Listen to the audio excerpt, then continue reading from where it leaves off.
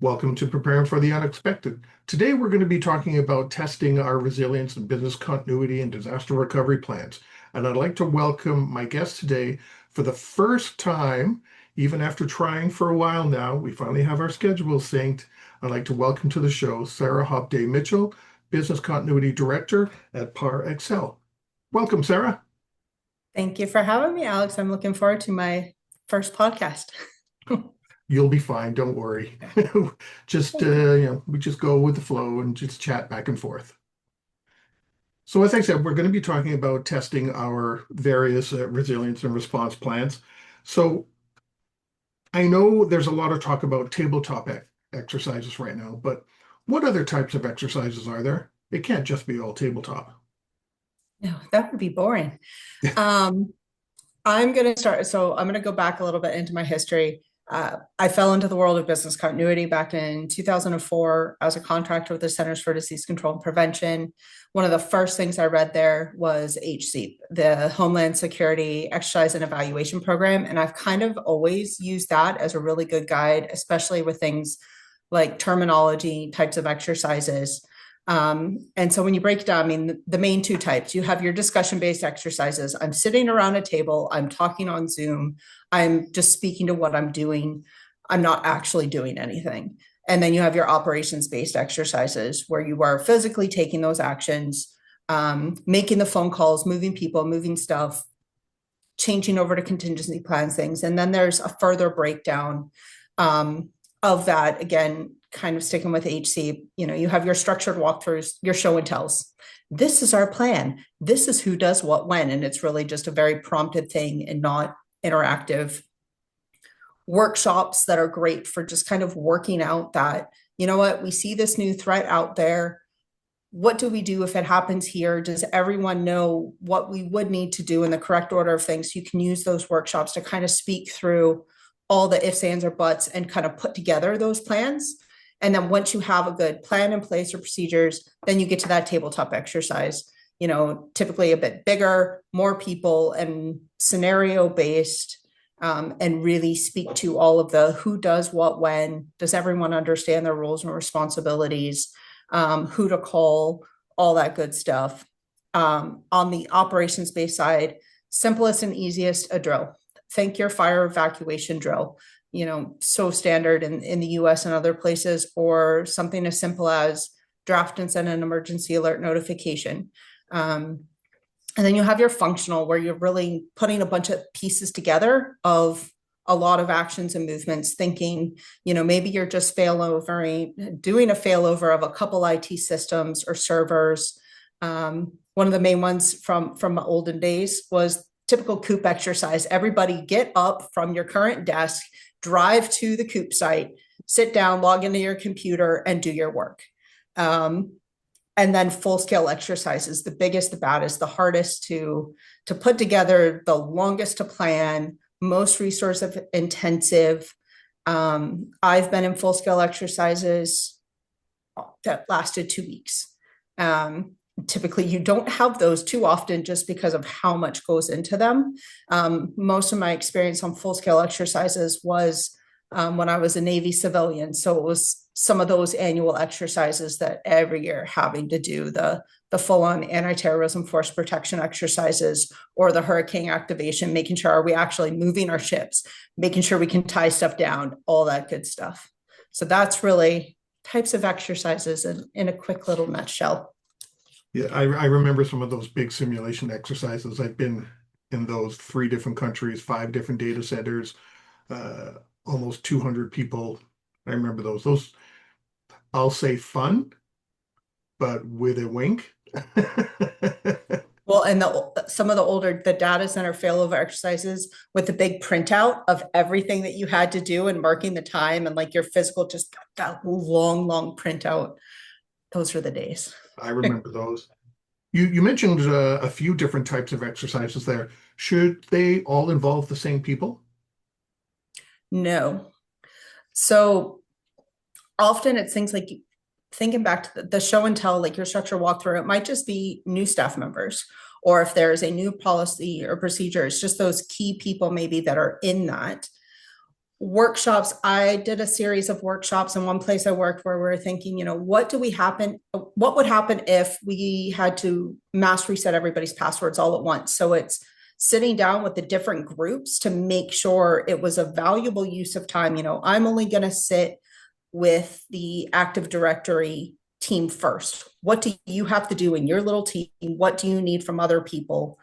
And then meet with the next team, put all the pieces together, and then have the bigger kind of tabletop exercise with all of those key teams and individuals in the room to maybe speak to that kind of situation. And is this draft plan we've put together fit for purpose? Are we missing anything else once everybody gets in the room together, physical or virtual room together? I was just thinking based on what you said, if we've got different, I'll just paraphrase it, simplify it, different audiences for different tests, shall we say. Should we still involve other groups after we have the test in case we were operating, let's say IT is doing a test on a system or an application, but they based that on an assumption that maybe the finance team would be doing something or would do something else. So even after that test, we should bring that assumption forward to the finance team to say, hey, we did this test, but this is one thing that we worked on. Is this true? So that way you can at least, you're still bringing people together, even though they weren't really involved in the test to start with. Absolutely. And I have definitely done that because I've been in exercises that are focused on one or two teams where they're like, yes, I'm asking this team to do that. And this team is doing this. And then you go to that other team and they're like, no, that's not us. That was them. Why didn't they do it? And so sometimes it helps. And then even things like the timing of, the DR task says we can recover this application in this amount of time. Does the finance team know exactly like what that time expectation, like, yes, their business impact analysis might have said we need an RTO of 30 minutes, but if on the DR side, that's not even humanly feasible. Okay, finance team, what are you doing in the meantime?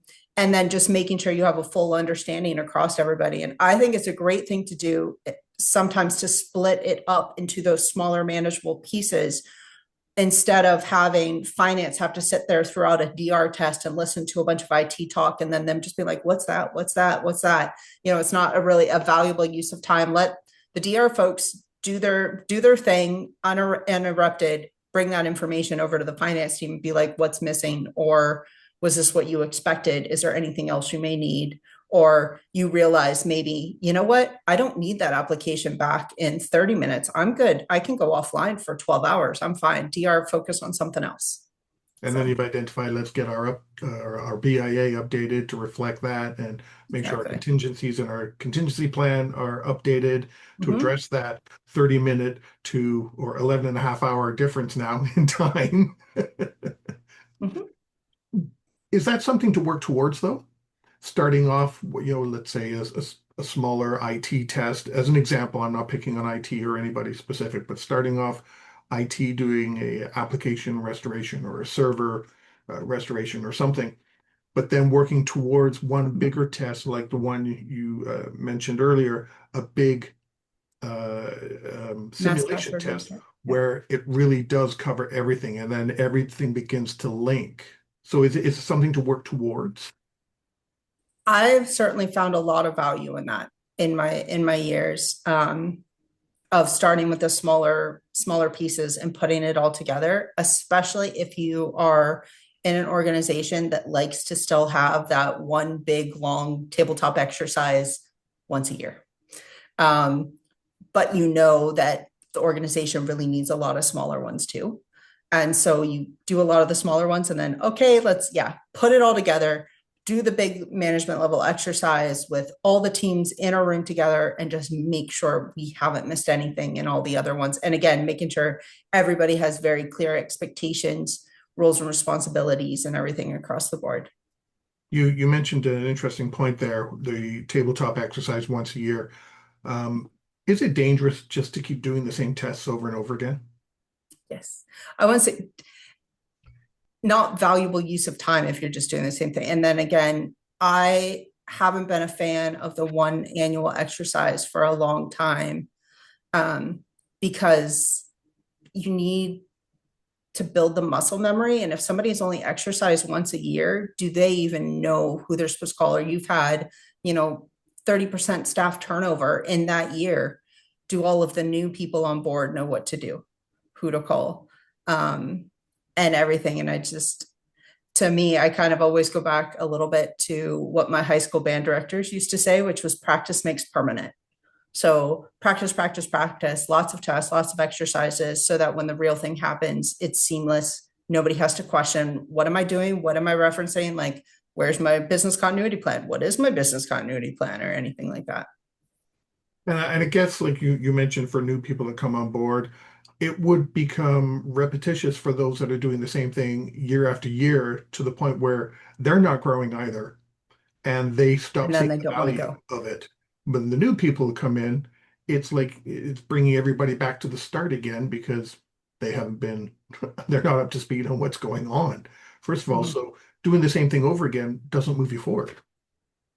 Exactly. And that's why things like a structured walkthrough can really help. If I need to just sit down with a few new folks and kind of just walk through it all, walk through the motions, not expect them to really respond, but just ask questions to make sure they understand what they're supposed to be doing, is very, very helpful. You also mentioned that some of the different exercises require more time.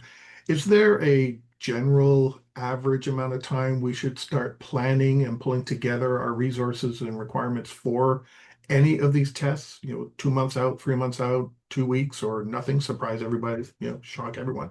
I'm not a fan of unannounced exercises, unless you have a super robust team that almost knows that they're coming and is okay with that. Um, I try to give myself, especially for like, say, a tabletop exercise that is scheduled for at least an hour long, I want to start planning at least 1 month in advance, more so to get on people's calendars. Because in a lot of places, it is hard to get on the calendars of a bunch of members of senior leadership. So the sooner you can get that scheduled, the better. Yes, I might not be doing too much work until the final, 2 weeks or something. But at least getting that on the calendar, especially if it is anything lasting over a half hour, the sooner you get it scheduled, the better. Um, Full scale exercises, again, going back to my Navy civilian days, as soon as the annual full scale hurricane exercise was done and you wrote it up, you were planning for the next year.